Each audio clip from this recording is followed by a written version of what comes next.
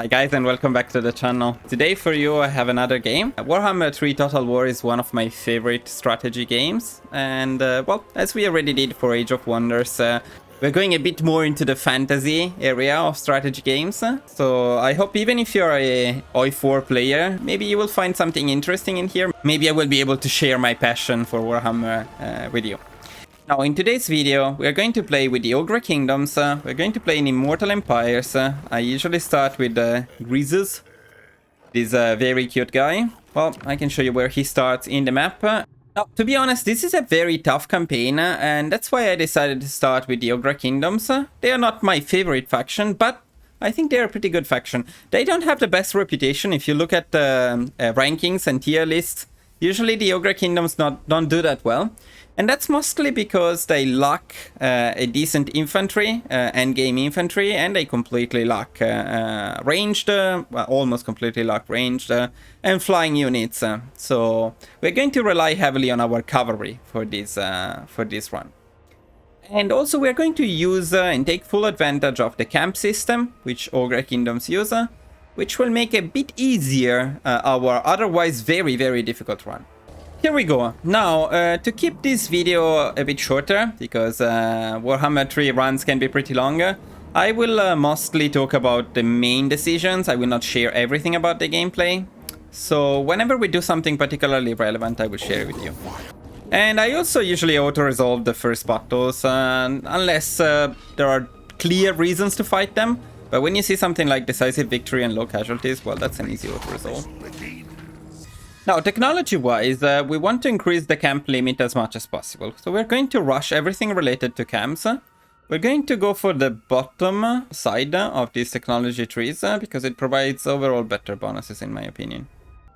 As for our Lord, I really don't like this Lord. He's not very good at fighting, in my opinion. He has some fairly decent traits, so we're going to start with these ones.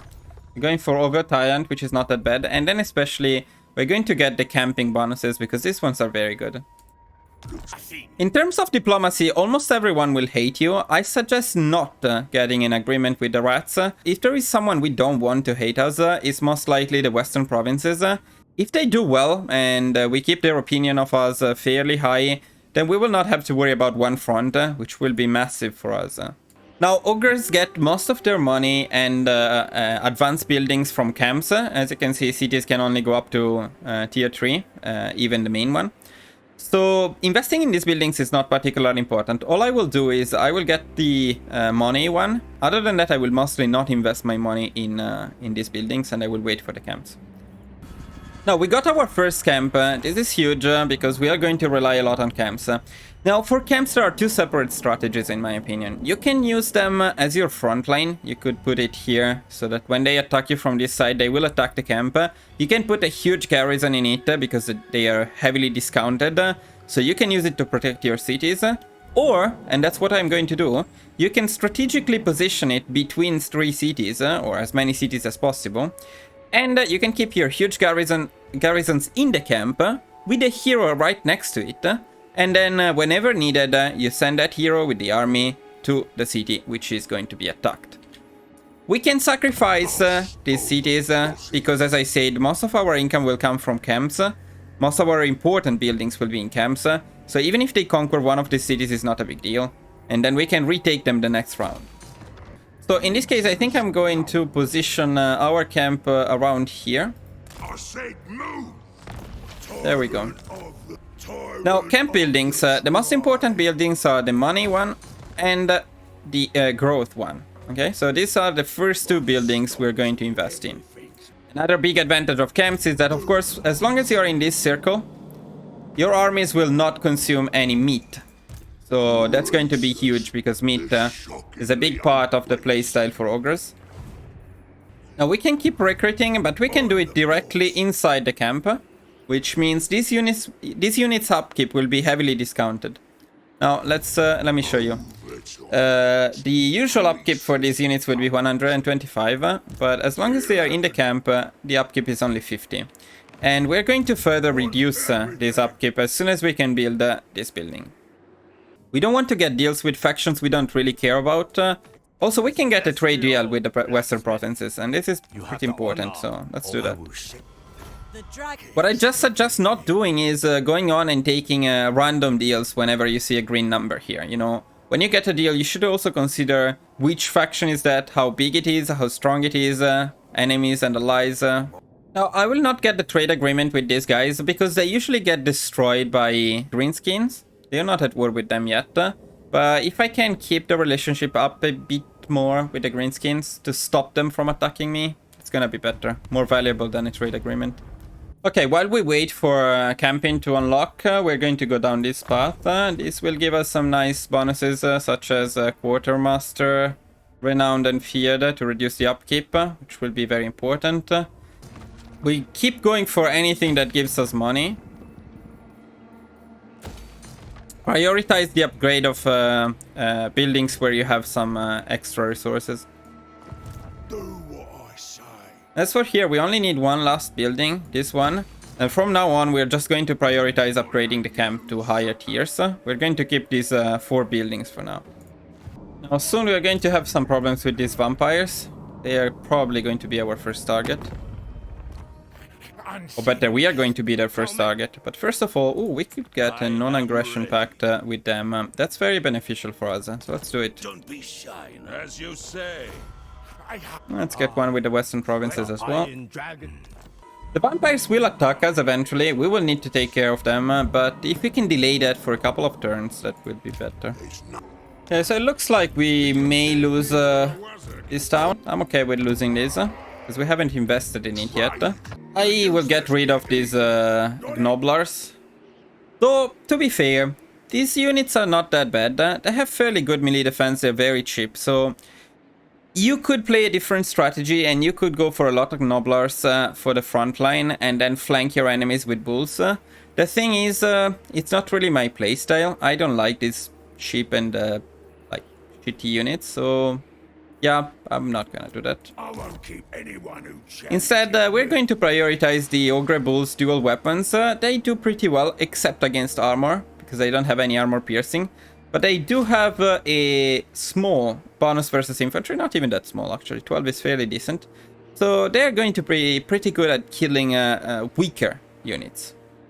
Now, this thing here, the contracts, this is one of the mechanics that doesn't work very well for the ogres, in my opinion. I mean, they give you missions, but they are so far away. I mean, how can I do this? It's just too far. It would, I would waste a lot of time, and yeah, the bonus is okay-ish, but yeah. No. I'm just gonna skip them. Let's see if the dwarfs attack us here or not. They may, yeah, okay, that's fine. Get 'em, beat 'em. Let's get conquesting. Now, we're going to be very low on meat by the time we get to Caracazon, but we are still going to do it. Now, at this point, if you couldn't get a non-aggression pact with the vampire counts down here, they may be about to attack you. You could get a peace deal with the dwarves and delay that expansion for a little bit and take care of the vampire counts first. So you go down here and destroy the vampire counts. In our case, we could get a non-aggression pact, so we can go up and deal with the dwarves first.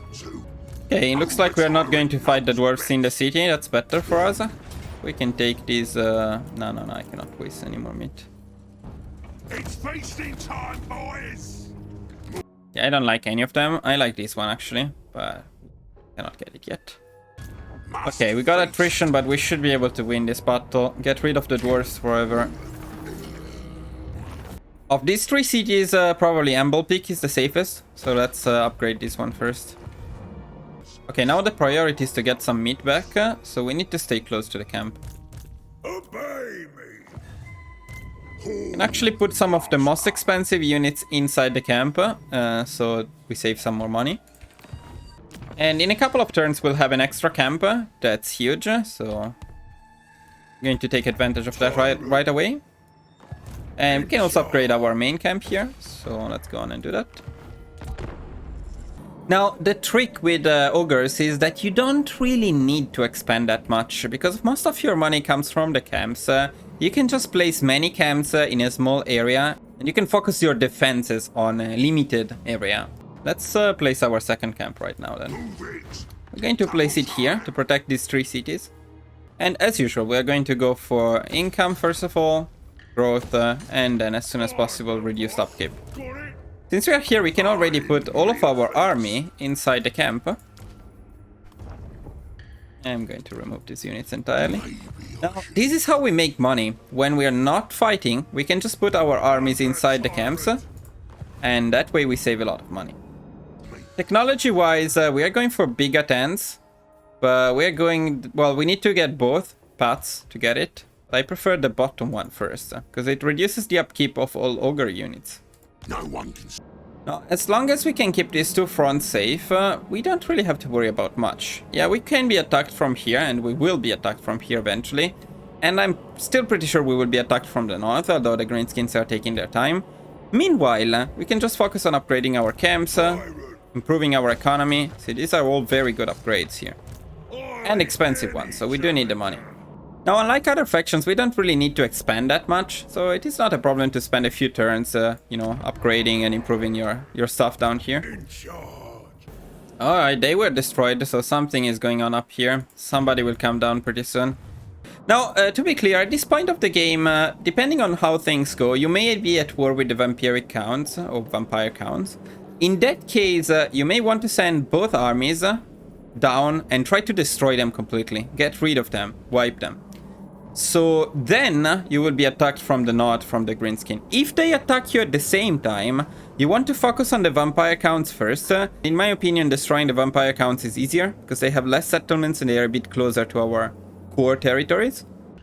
Now, here we can get some pretty decent money, so we are going to upgrade our main settlement this turn.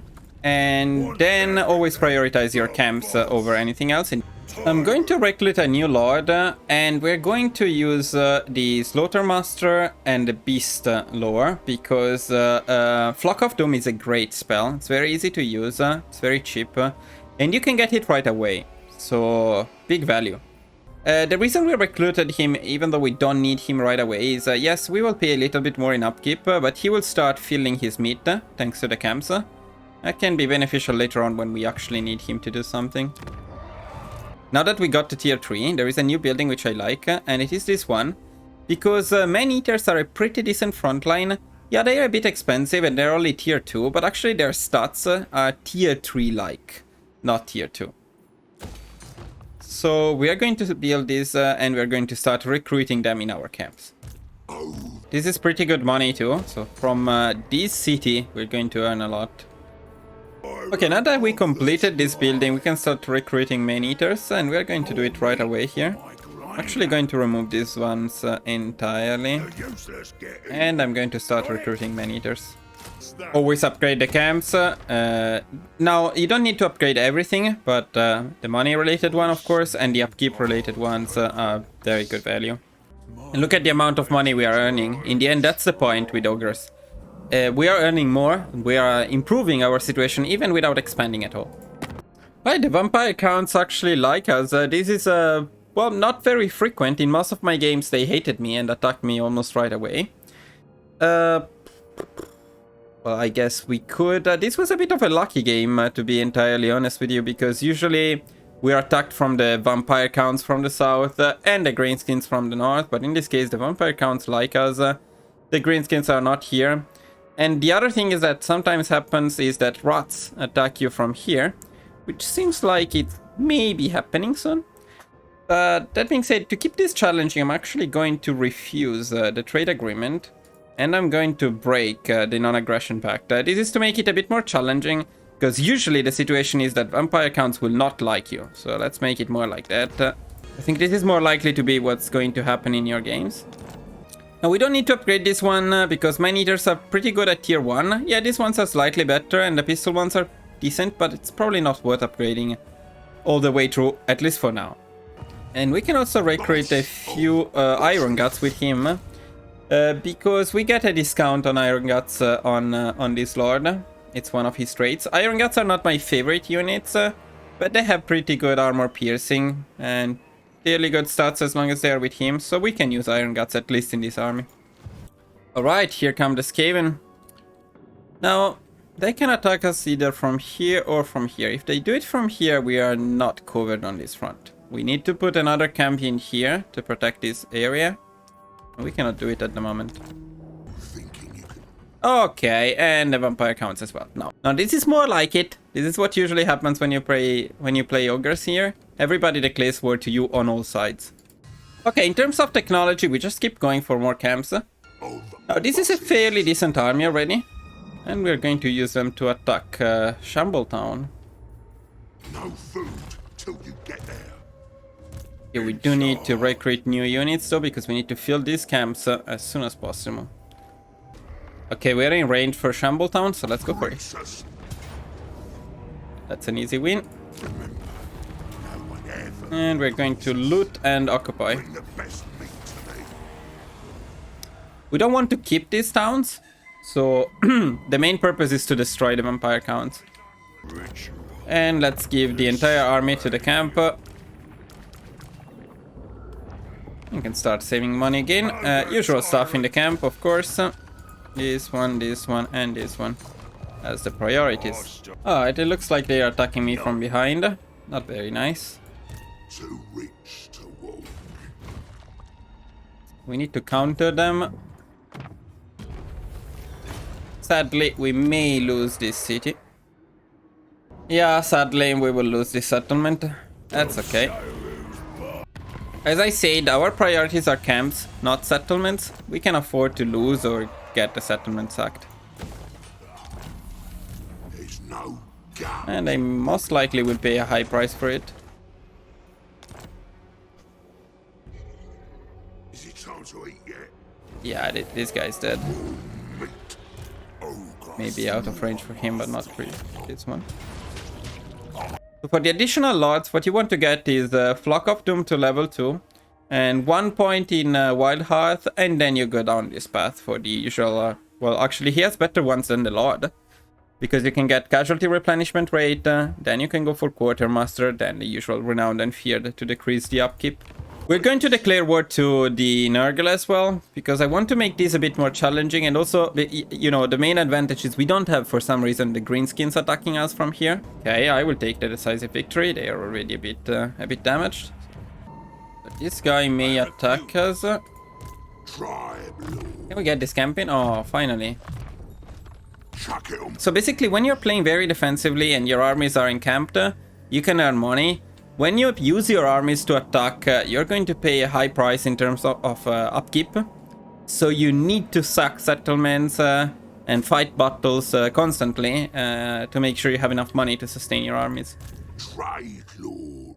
Tribes. Oh, wait. No. The best campaign. Okay, now we get an extra camp. Why can I not use it? Too close to the settlement. So let's try to deploy it. Oh, okay, that's great.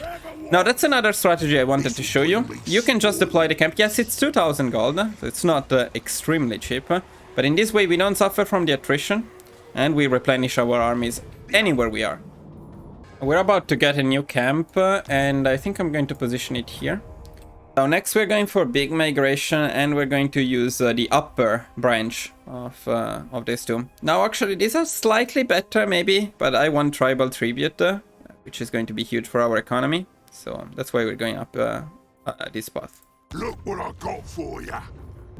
We may have a problem here because there is a very mad Imrik coming at us, and this army seems pretty decent. Okay, this is what we knew would happen. Fine. Going to take the loss. Let's see if he takes it or not. He doesn't take it. Yeah, if he runs away. Okay. Now, problem is, with this army, we can probably do it, but he has another one. Okay, so it looks like we are not going to defeat them, especially if we need to fight them both. Unless we send both armies. It may be possible. Maybe possible, though. This army sucks.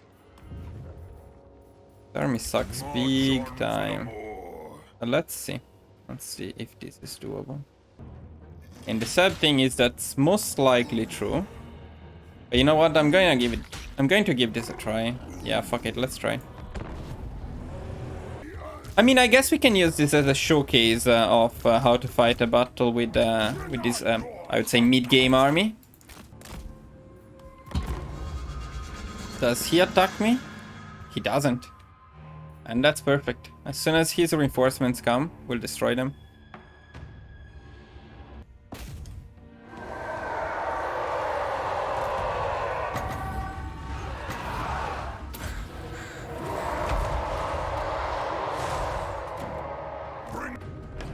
Okay, now. This is a big mess of units. Now they are going first and soaking all the damage. Then they are going to soak the damage. We are staying back. No guard mode or anyone. So let's start with these guys. You can just, you know, go and annoy them. All you are here to do is to soak damage. And overall, this is going the way I want it to go. Well, it would be a struggle to kill them, but we'll get there.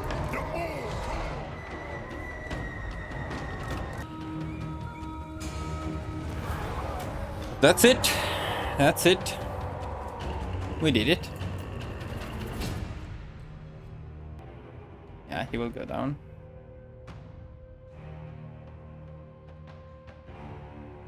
Nice. But anyway, in a separate video I will share with you the way I test units. But according to my testings, Maneaters are one of the best units to use for the Ogre. Fairly tempted to declare war to them as well. Want this to be very challenging. Also, the rats shouldn't be a problem anymore on this side. Yeah, if we fight this, we're definitely going to do better. We're not going to use those. But I don't care. Okay, now that we are done with this, with Renowned and Feared, it's time to go for Inspiring Presence, and we are going to start buffing the units that we will use later on, which are cavalry oriented. I am already telling you that, but you will see it very soon. And maybe not very soon, but you will see it soon. So what we're going to buff is Beast Riders, and then we're going again for Trained Beasts. Most of the army, which I will show you later, is made of crushers. And now, finally... What? Seriously? Well, I guess they have pretty decent units in here. I guess I'm going to fight this out of curiosity. I want to see why close victory. Nah, this is definitely not a close victory. No way this is a close victory. I'll probably skip most of this battle for you. Just want to show you that this will not be a close victory. Well, okay. And it's gonna be close for sure. Yeah, fuck you. Fuck you. Okay, it was close. Yeah, I just wasted like 20 minutes. I mean, this isn't fucking close. Come on, look at the casualties. I disagree. I disagree that this is a close battle. Basically, they got all of the kills with the Lord and the Dragon. Well, anyway, not more fucking vampire counts. Fucking die. Oh, finally.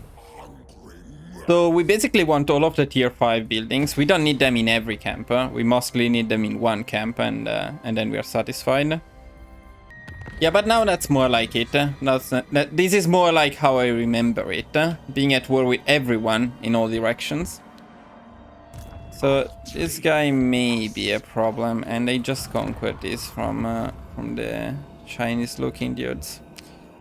Okay. Okay, we got an extra camp. Let's increase, first of all, the income a little bit. Okay, and then a couple of turns and we destroy them completely. Well, goodbye, Nurgle. Oh my Nurgle. Now let's see, we are at war with these guys. They only have one settlement. These guys are fucking huge.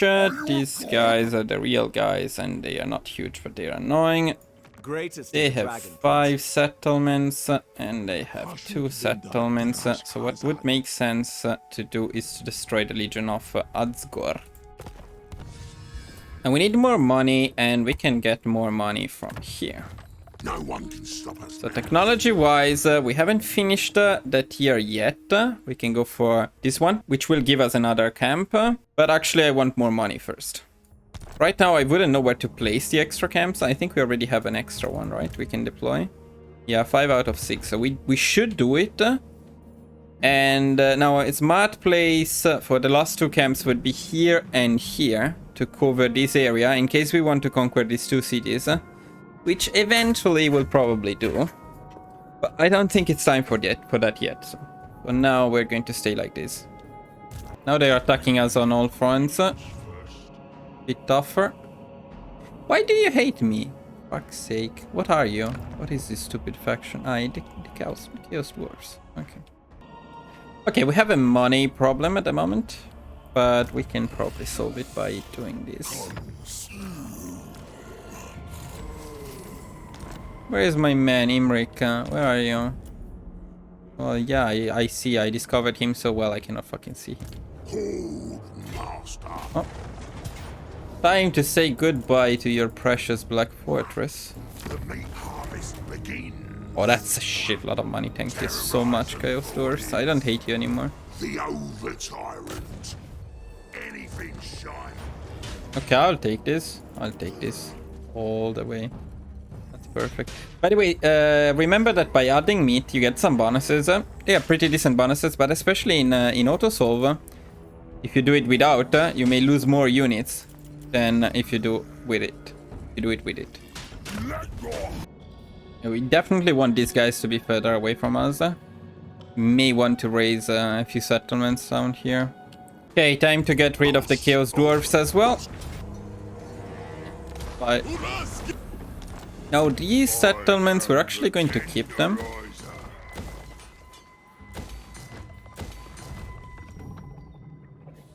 This guy is scary. This guy is scary as fuck. Yeah, this is a very tough army to fight. I do think we can do it with both armies. Oh, come on, give me the win. Come on. Yeah, it may be a defeat.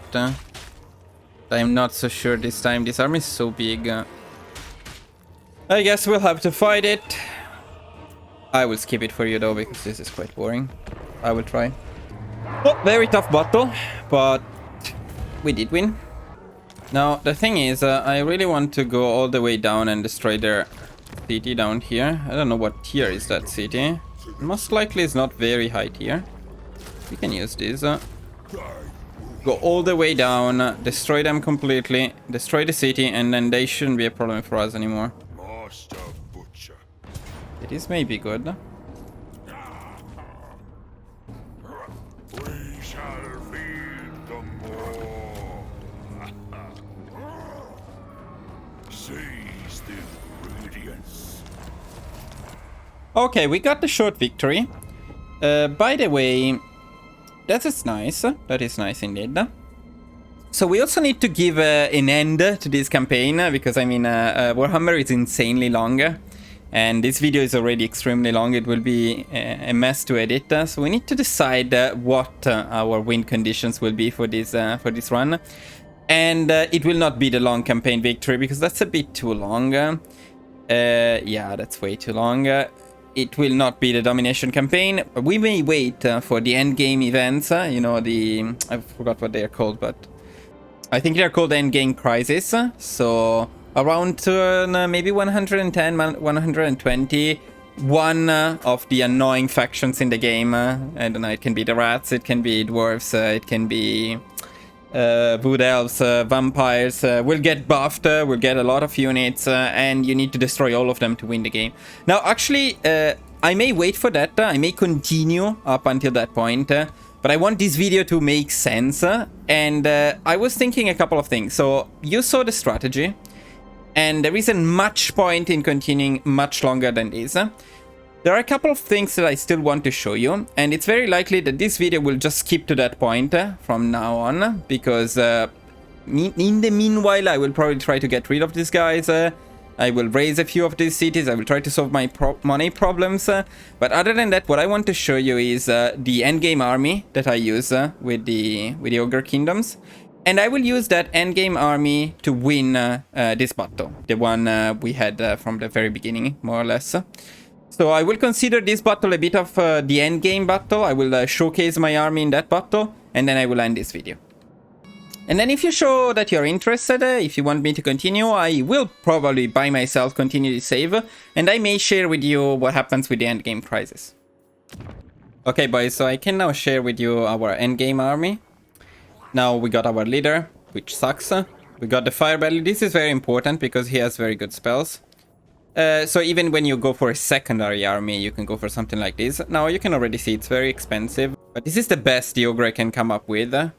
And these units are actually very good. As you can see, we don't have any infantry, because the Ogre lack good infantry.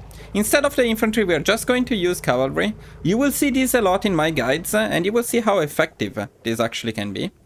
Now, we want 4 or 5, in this case, because we have the extra one, anti-large units. We use the crushers for that. Then we want 8 Iron Fist units for the front line. And then we want 4 Stonehorn, plus the extra one, the Regiment of Renown one. Now, the Stonehorn are not the best units, but they are very good at targeting the backline. If they have some archers, if they have some gunners, you can throw the Stonehorns into the backline. They have the mass to break through, so they will get to the backline no matter what, and they will just destroy them. They are not very good at fighting other monsters. They are not very good at fighting 1v1. And finally, we get 1 Iron Blaster. We only use this so that the enemy is actually coming to us, rather than us having to go to them. That being said, this is a fairly decent unit. It will pull out some decent damage. It has fairly good speed as well as armor, so even if it gets attacked in the melee, it will not be destroyed. Okay, that being said, I think we can fight our final battle here, and with this battle we can consider this tutorial done. Okay, I will skip the cinematics because, I don't know, maybe some of you want to keep it as a surprise in case you play. So, let's go for the army setup. So, of course, you want the anti-large on the sides and the rest in the center. And we're going to place them evenly spread in the center. We're going to use our artillery to pull them. We can only win. The flame spreads.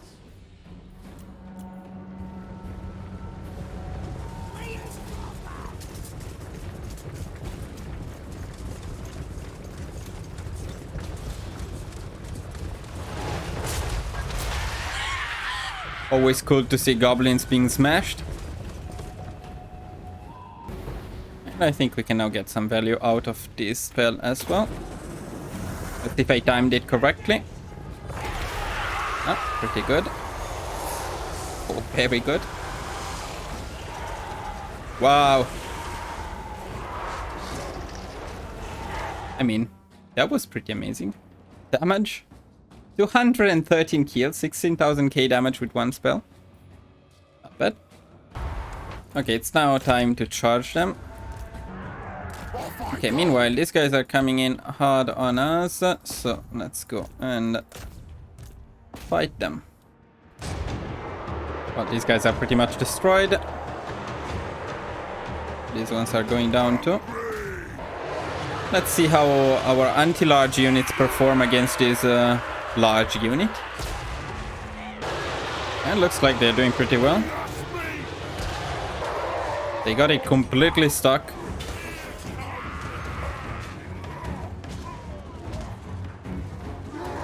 Nice. We got a very nice kill. Okay, now it's time to take care of this last wave. You know, these are tier 3 units. These are pretty good ones. The Black Orcs. I mean, we are performing acceptably.